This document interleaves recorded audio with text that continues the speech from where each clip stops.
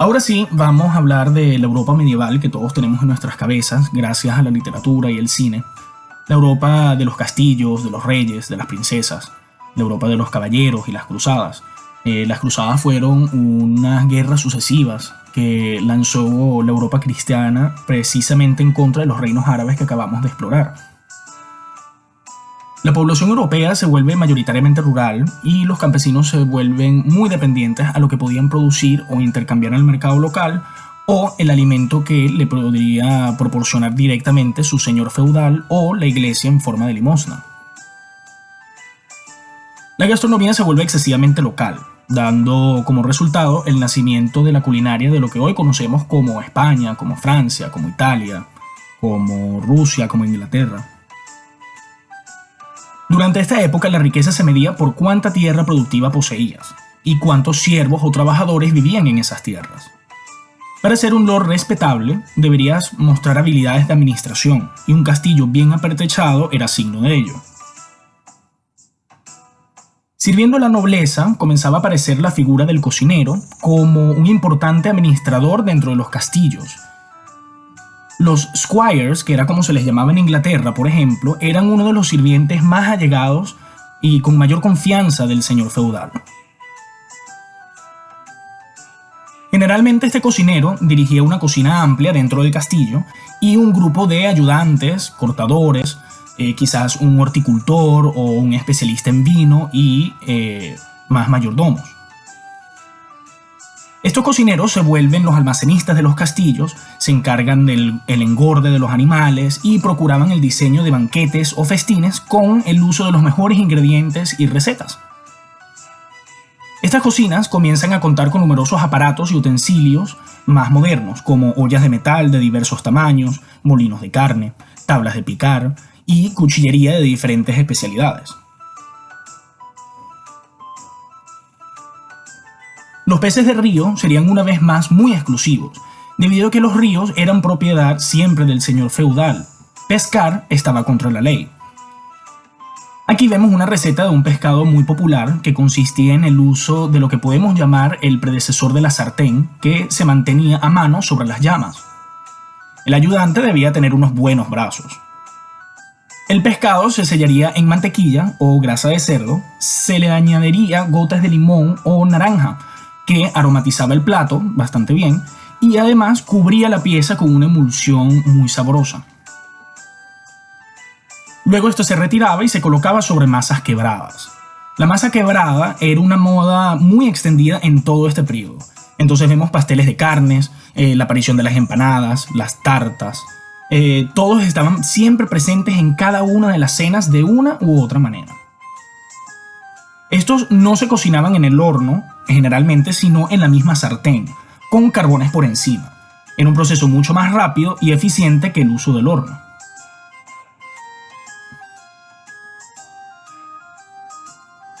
En la etiqueta dentro del castillo se replicaban las costumbres originalmente bizantinas. Cosas como, por ejemplo, comer sentados en mesas con manteles, comer con las manos y quizás con el uso de los trinchos bizantinos. Los platos serían de madera o arcilla y se seguiría rezando antes de comer. Si en algún momento en la cena se quería discutir cuestiones importantes, las mujeres serían excusadas. A la sombra de los castillos, afuera, los villanos, o quienes vivían en las villas, o quienes vivían del campo, no tenían una habitación dedicada a la cocina dentro de su casa, sino habían fogones comunitarios entre varias casas. Se acostumbraba a comer en familia o en grupo. Lo que se preparaba en la mañana, lo más probable es que sería el menú para el resto del día. Se solía comer de 2 a 5 veces al día. La dieta del campesinado poseía muy pocos vegetales. Recordamos que no existía en Europa, aún en este momento, cosas como el pimentón, la papa, el maíz, el tomate, el arroz. Entonces, básicamente, la dieta se basaba en carne y carbohidratos, y esos carbohidratos generalmente eran en forma de cereal o de pan. Como máximo, los vegetales podrían ser ajo, cebollín, cebolla, zanahorias, que en ese momento no eran naranjas, o champiñones salvajes que cogías durante el invierno. Por eso es que este periodo se le denomina también como la Europa carnívora. Las sopas muchas veces serían rendidas con pan duro. La técnica de espesar sopas o salsas con pan duro aún persiste en el sur de Europa.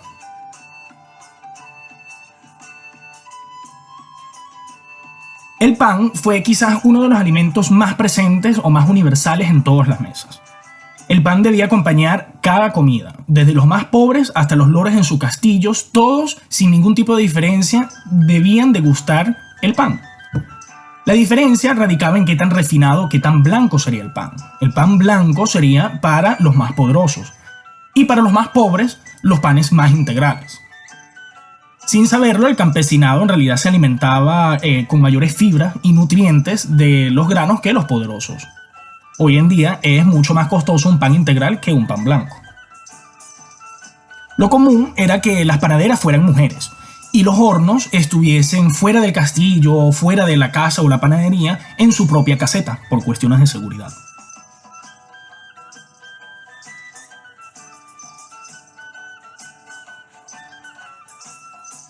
Muchos piensan que el vino era más consumido incluso que el agua en la mayoría de los reinos europeos.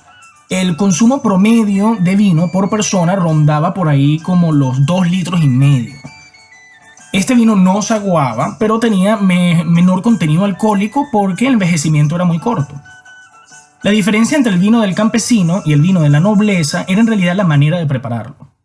El vino refinado se exprimía con los pies en tanques gigantes, como seguramente hemos visto en las películas.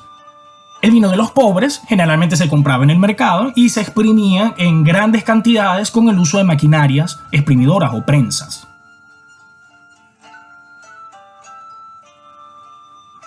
La carne más popular y más accesible para todos era el cerdo. Era la carne con mejor rendimiento y además era muy económica. En muchos reinos cristianos, de hecho, era la norma comer cerdo. Mientras más cerdo comías, más le comprobabas a la sociedad tu cristianismo, ya que ya sabemos que ni los judíos ni los musulmanes podían comer cerdo. La práctica común era comer carne excesivamente fresca. Los cerdos se mataban todas las mañanas frente a todo el mundo que estuviese presente en el mercado y se tenía que vender todo antes de finalizar el día. Se sabía que las carnes que tenían una capa pegajosa o blancuzca ya no eran seguros para consumir. El pollo se sabía que no se podía comer crudo y la técnica era siempre matarlo y desplumarlo en la cocina inmediatamente antes de cocinarlo. En Francia aparece específicamente una técnica muy elemental dentro de la cocina moderna y se llama el blanquear.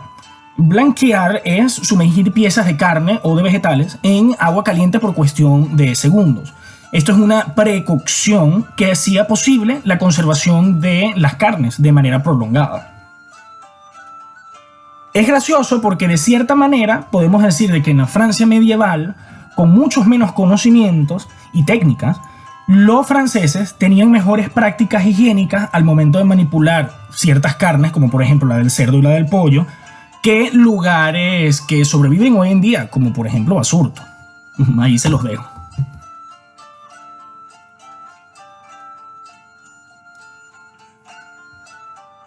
Hubo una muy importante relación que se consiguió popularmente entre la comida y la salud.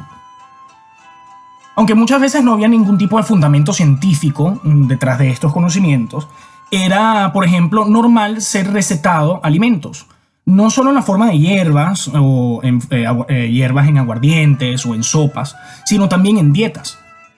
Por ejemplo, todas las comidas eran categorizadas por frío, caliente, o seco o húmedo. Entonces, si tenías tos con flema, por ejemplo, debías comer alimentos secos, como nueces. Si tenías fiebre, entonces a comer algo frío y húmedo como una ensalada o agua. La tendencia de pensar que los campesinos necesitaban comida poca procesada y grosera o elemental, y los hombres que se dedicaban a cultivar su espíritu necesitaban alimentos más procesados, era muy generalizado en toda Europa occidental. Entonces, Quizás los que mejores comían en todos estos reinos cristianos era no solamente la nobleza, sino los hombres y mujeres de fe adscritos a la iglesia. Todo monasterio y convento era completamente autosustentable. Siempre poseían huertas muy productivas y campos de granos propias. Muchas veces estos campos eran labrados por diferentes campesinos de la zona que vivían a sus alrededores, trabajando en nombre de la fe.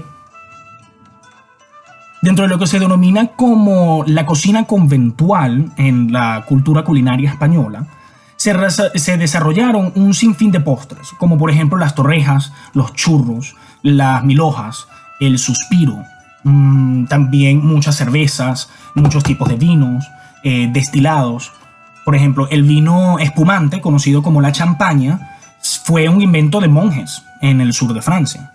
El queso amarillo, llamado Gouda, fue un invento de monjes en Alsacia. Hay registros de inventario que muestran, por ejemplo, que un monje podía consumir hasta 4.000 calorías diarias como parte de su dieta. Eso, 4.000 calorías diarias, eso es casi el doble de lo que se considera como suficiente en una dieta moderna. Entonces no nos podemos ni imaginar la diferencia que había entre los hombres de la iglesia y el pueblo llano más pobre.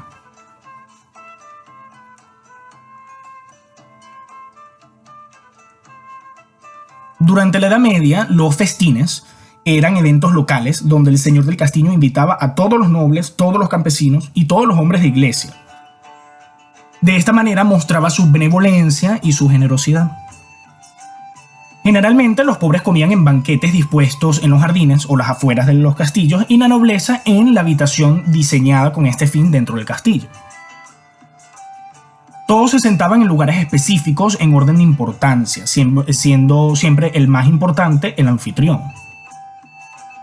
Se comía con las manos, pero todos estaban obligados por etiqueta a llevar su propio cuchillo. Muchas veces los platos serían trozos grandes de pan, que sería de muy mala educación comértelo, porque eso se recogía y luego se le daba a los pobres. Era una costumbre muy normal lanzarle los huesos a los perros de caza que se encontraban en el comedor. Una de las costumbres populares que traspasaba fronteras en España, en Francia y en Inglaterra era la costumbre de la sutileza. En Inglaterra consistía en el punto más espectacular de la noche, como el centro focal de toda la cena, de todo el festín, donde se presentaba el plato estrella de la noche. Esto era, por supuesto, carne, y en su gran mayoría eran carnes de caza. Aquí vemos el ejemplo de cómo sería uno de esos espectáculos. Era un puesto de honor ser elegido por el señor en picar la sutileza, el honor más grande que podía existir en la noche.